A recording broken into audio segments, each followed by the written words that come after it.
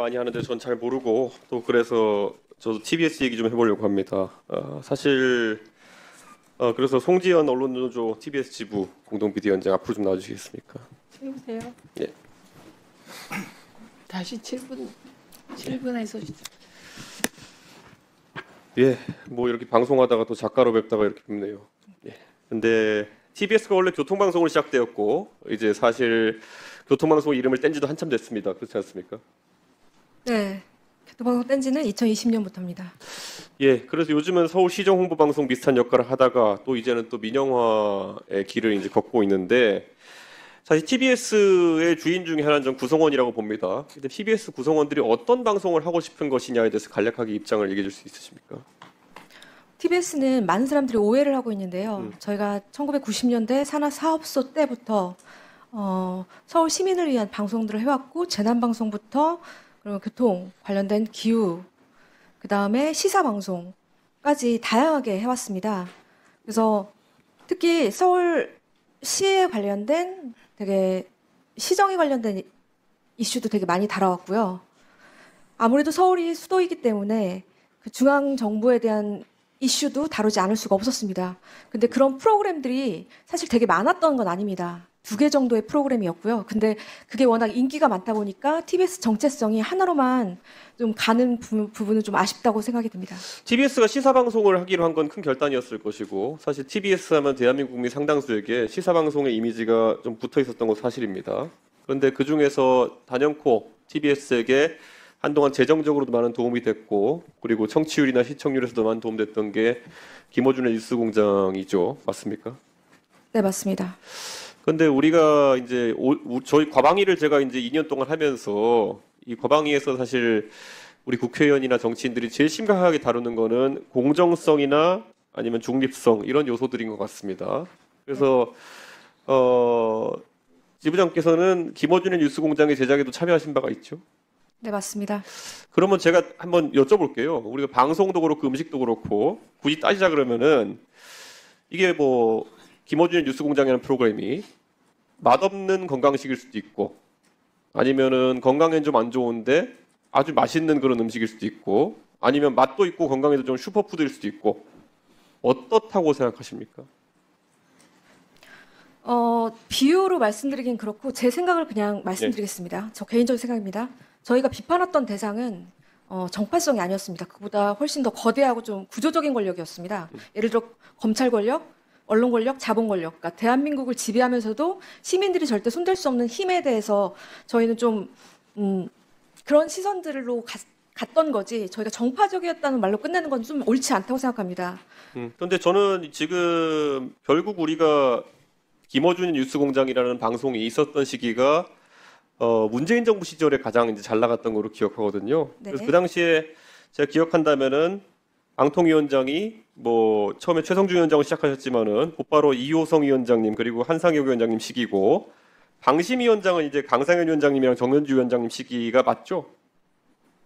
그거는 저도 잘. 네, 그때 그러니까 문재인 대통령께서 임명하신 방통위원장과 방심위원장과 같이 했던 것이 TBS 시절의 김어준의 뉴스공장인데요. 그 당시 예전에 작년에 보니까 우리 존경하는 이상희 의원님도 한번 지적하셨던데 TBS 시절에 뉴스공장이 방송심의 196건 중에 145건이 그러니까 TBS 받은 것 중에 145건이 김어준의 뉴스공장이었는데 이 방송심의를 문재인 정부에서 추천한 방통심의위원장이나 방통위원장이 했는데 편파성을 주장하기는 어려울 것이고 그러면은 이건 어떻게 된 겁니까? 검찰 권력과 싸우다가 검찰에 칼 맞아서 방통심의를 당한 겁니까? 제가 말씀드리고 싶은 거는 방심위가 저희가 법정 제재를 받은 건 제가 알기로는 2건이었던 걸로 알고 있습니다. 근데 그 안에 허위 사실 등을 공표했던 바가 있기 때문에 어떤 제재가 내려졌던 것일 텐데 이거는 그냥 그 자체로서 문제 아닌가요? 이거는 뭐 누구랑 싸우다가 공격받은 건 아니지 않나요? 다른 방송사에 비교해 보시면 아시겠지만 저희가 법정 제재를 받은 게 결코 다른 방송사에 비해서 많지 않고요. 훨씬 오히려 적었던 편으로 저는 알고 있습니다. 저는 많다 적다가 이 상황에서 뭐 중요한지는 모르겠습니다만은 196건 중에 145건 정도가 방송심의 대상이 됐다라고 하는 거는 상당히 논란이 됐던 방송이라는 것이고 2건이든 3건이든 실제 법정 제재 받았다는 거는 방송을 통해서 타인의 명예를 훼손했다가 정정 또는 반론을 요구받은 것일 텐데 그거는 잘못된 거 아닌가요? 뉴스공장이라는 프로그램은 워낙 그 파워가 있었고 시민들의 관심이 많았고 또 정치권의 관심도 많았기 때문에 제가 알기로는 민원이 되게 많았던 걸로 알고 있습니다. 예, 뭐 그래서 이런 것 때문에 사실 어떤 시각에서 보면은 이게 어떻게 보면 저는 약간 극약 처방이었다 봐요. 그러니까 TBS의 역할이라는 거는 축소되고 있었고 그 안에서 이제 마지막 부스터 같이 이제 김어준의 뉴스공장이라는 제 입장에서는 맛은 좀 있는데 건강식은 아닌 걸 하나 주워 먹었던 거예요. 그런데 이걸 바탕으로 해가지고 이걸 지속해 나갈 것이냐 아니냐는 사실 TBS 구성원 내에도 이견이 있었던 것 같아요. 그래가지고 예전에 2022년에 TBS 구성원들에게 그때 내부 조사 돌린 게 있었잖아요. 김어준 뉴스공장에 대해서 중립적이냐 아니면 뭐 여기에서 사실 보도를 하느냐 물어봤는데 그때 안 좋은 결과가 좀 나왔었죠. 그건 어떻게 보십니까? 저희 내부 네, 그때 내부 조사에 조사. 대해서 말씀하시는 예. 겁니까?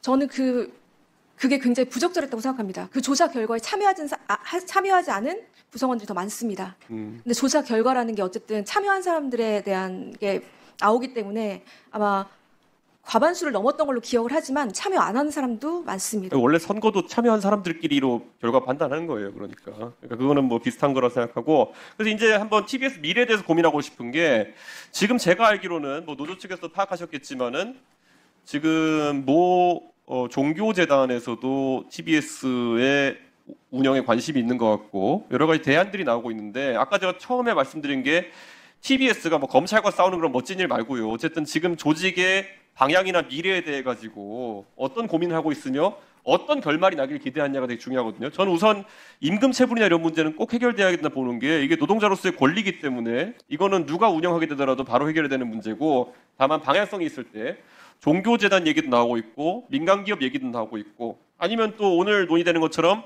서울시가 어떻게 다시 또 이렇게 지원할 수 있느냐 이런 거를 물어보고 있는 것 같은데 제가 또 이따 물어볼 되겠지만 우선 지부장님께서 생각하시는 긍정적인 방향이 먼저 설명해 주시면 정치인들도 좀 대안을 모색해 볼 수 있을 것 같습니다. 어떻습니까? 저희는 공영방송이었습니다. 그러니까 공영방송으로 복원하는 것만이 길이라고 생각을 하고요. 출연기관으로 다시 복귀하는 게 지금 가장 빠른 길이라고 생각을 합니다. 예.